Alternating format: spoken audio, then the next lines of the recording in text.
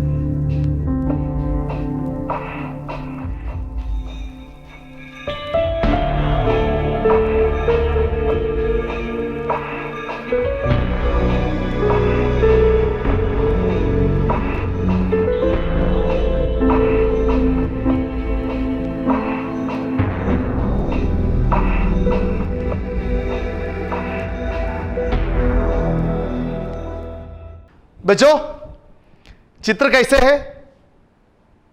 हां, बहुत अच्छे हैं। चित्र किससे संबंधित है? हां, बताइए। सही है। स्वतंत्रता प्राप्ति के बाद विकास की ओर अग्रसर हमारे देश के चित्र यहां आपने देखे हैं। सही है ना? सही है। देखिए, कृषि, शिक्षा, विज्ञान, चिकित्सा, खेल, सुरक्षा आदि विभिन्न क्षेत्रों में विकासशील भारत के चित्र आपने यहां देखे हैं। सही है? सही है। तो आप नेहरू जी का भाषण सुनिए। भारत की सेवा का अर्थ है लाखों करोड़ों पीड़ित लोगों की सेवा करना। इसका मतलब है गरीबी और अज्ञानता को मिटाना, बीमारियों और अवसर की असमानता को मिटाना। हमारी पीढ़ी के सबसे महान व्यक्ति की यही महत्वाकांक्षा रही है कि हर एक आंख से आंसू मिट जाएं।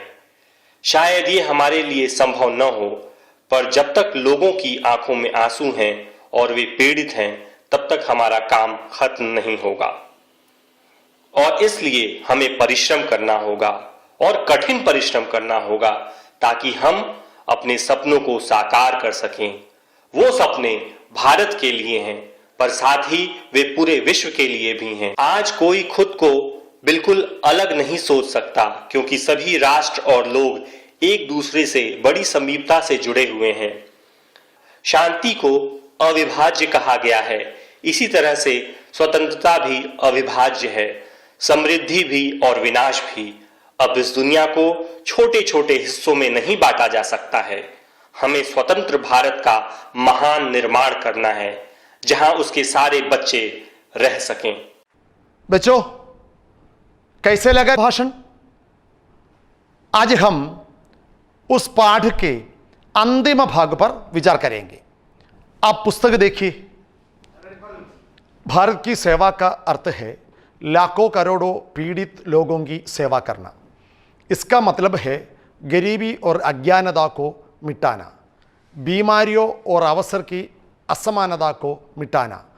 हमारी पीढ़ी के सबसे महान व्यक्ति की यही महत्वाकांक्षा रही है कि हर एक आंख से आंसू मिट जाए। शायद ये हमारे लिए संभव न हो, पर जब तक लोगों की आंखों में आंसू है और वे पीड़ित है, तब तक हमारा काम खत्म नहीं होगा। और इसलिए हमें परिश्रम करना होगा ताकि हम अपने सपनों को साकार कर सके। वे सपने भारत के लिए है, पर साथ ही वे पूरे विश्व के लिए भी है। आज कोई खुद को बिल्कुल अलग नहीं सोच सकता, क्योंकि सभी राष्ट्र और लोग एक दूसरे से बड़ी समीपता से जुड़े हुए हैं। शांति को अविभाज्य कहा गया है। इसी तरह से स्वतंत्रता भी अविभाज्य है, समृद्धि भी और विनाश भी। अब इस दुनिया को छोटे छोटे हिस्सों में नहीं बांटा जा सकता। हमें स्वतंत्र भारत का महान निर्माण करना है, जहां उसके सारे बच्चे रह सके। जय हिंद। दोस्तों, मेरा विचार है कि आपने इस भाग को ध्यान से देखा है और सुन भी लिया है ना? जी हाँ। हम 2-3 प्रश्नों द्वारा नेहरू जी के भाषण के इस अंश का विश्लेषण करेंगे। कृपया स्क्रीन पर देखिए। नेहरू जी के अनुसार भारत की सेवा का अर्थ क्या है? दोस्तों, सरल सवाल है। नेहरू जी के अनुसार भारत की सेवा का अर्थ क्या है? बताइए, जोर से बताइए। भारत की सेवा का अर्थ है लाखों करोड़ों पीड़ित लोगों की सेवा करना। बहुत अच्छा। दोस्तों, यहां पीड़ित शब्द आपने देखा है। पीड़ित शब्द, इसका मतलब क्या है?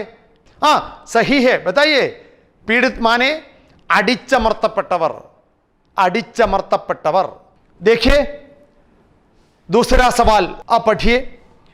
नेहरू जी अपने देश से किन किन को मिटाना चाहते हैं? सही है, बताइए। गरीबी, अज्ञानता सही है, अवसर की असमानता, हाँ जी हाँ बताइए, बीमारियां सही है। देखिए गरीबी माने क्या है, गरीबी, हाँ बताइए, दारिद्र्यम, पटनी, बहुत अच्छा। अगला एक शब्द है अज्ञानता, अज्ञानता माने क्या है, അറിവില്ലായ്മ, ശരിയാണ്, അറിവില്ലായ്മ। बच्चों अगला एक शब्द है अवसर की असमानता, क्या है, अवसर की असमानता। इसका मतलब क्या है, അവസരങ്ങളുടെ അസമത്വം അല്ല എങ്കിൽ തുല്യതയില്ലായ്മ, बहुत अच्छा, തുല്യത ഇല്ലായ്മ। अगला प्रश्न देखिए, हमारी पीढ़ी के सबसे महान व्यक्ति की यही महत्वाकांक्षा रही है कि हर एक आंख से आंसू मिट जाए। सवाल एक बार और पढ़िए। हमारी पीढ़ी के सबसे महान व्यक्ति की यही महत्वाकांक्षा रही है कि हर एक आंख से आंसू मिट जाए। यहाँ चाचा जी किस महान व्यक्ति की ओर संकेत करते हैं? दोस्तों सोचिए, हमारी पीढ़ी के सबसे महान व्यक्ति कौन है? महात्मा गांधी, जिन्हें हम आदर के साथ या प्यार के साथ क्या कहते हैं? बापूजी कहते हैं। देखिए यहाँ पीढ़ी शब्द आपने देखा है, पीढ़ी माने क्या है, हाँ सही है बताइए, तलमुरा, तलमुरा, बहुत अच्छा। एक और शब्द भी है, देखिए आप, महत्वाकांक्षा, क्या है, महत्वाकांक्षा। इसका मतलब क्या है, जानते हैं, जानते हैं तो बताइए, जोर से बताइए। उन्नति प्राप्त करने की इच्छा, अम्बिशन, सही है, सही है, उन्नति प्राप्त करने की इच्छा, अंग्रेजी में अम्बिशन, बहुत अच्छा। अगला प्रश्न देखिए, नेहरू जी ने अपने भाषण में किन किन को अविभाज्य बताया है? एक बार और, नेहरू जी ने अपने भाषण में किन किन को अविभाज्य बताया है? बताइए, पुस्तक देखकर बताइए, पुस्तक में है, देखिए आप बताइए। शांति, फिर स्वतंत्रता, സമൃദ്ധി, വിനാശ്, बहुत अच्छा, बहुत अच्छा। പ്രിയപ്പെട്ട കുട്ടികളെ, ഇന്ന് ലോകത്തിലെ ആർക്കും തന്നെ വേറെ വേറെ എന്ന് കരുതുവാൻ കഴിയുകയില്ല. കാരണം ലോകം മുഴുവൻ ഒന്നായിക്കൊണ്ടിരിക്കുകയാണ്.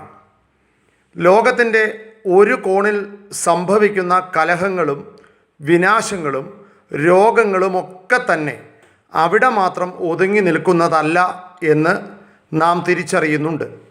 അതിൻ്റെ അലയടികൾ ലോകം മുഴുവനും ഉണ്ടാകുകയാണ്.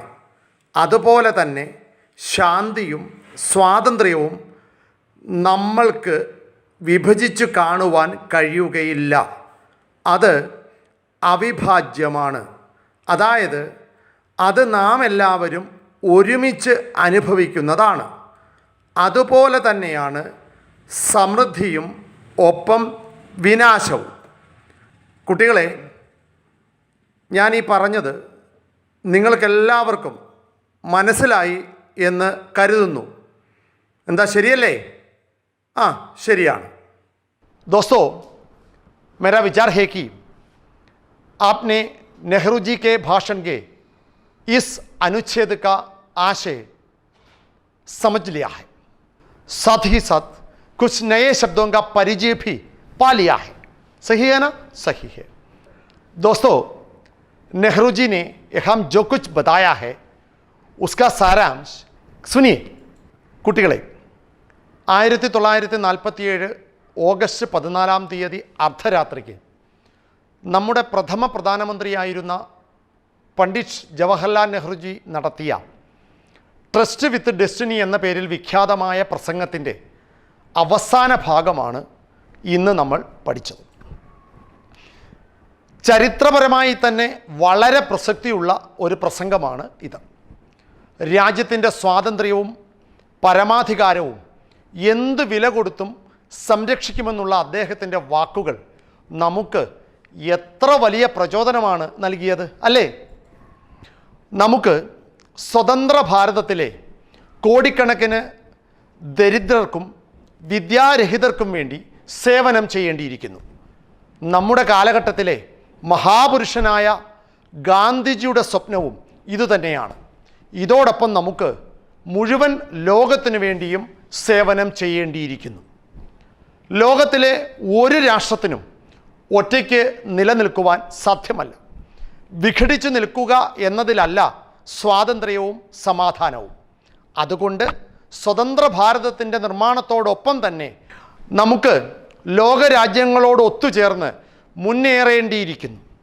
കുട്ടികളെ, എത്ര പ്രസക്തമായ, ഇന്ന് തന്നെ എന്ത് പ്രസക്തമായ വാക്കുകളാണ് നമ്മുടെ പ്രഥമ പ്രധാനമന്ത്രിയായിരുന്ന നെഹ്റു പറഞ്ഞത് അല്ലേ? ശരി दोस्तों, नेहरू जी के भाषण का अंतिम भाग कैसा था? हाँ, बहुत रोचक था. आज़ादी के मिलने के उस पवित्र मौके पर भी उनकी सोच भारत के करोड़ों गरीबों के बारे में थी. देशवासियों के प्रति प्रेम और सहानुभूति उन्होंने अपने भाषण में दर्शाए, है ना? सही है, ठीक है.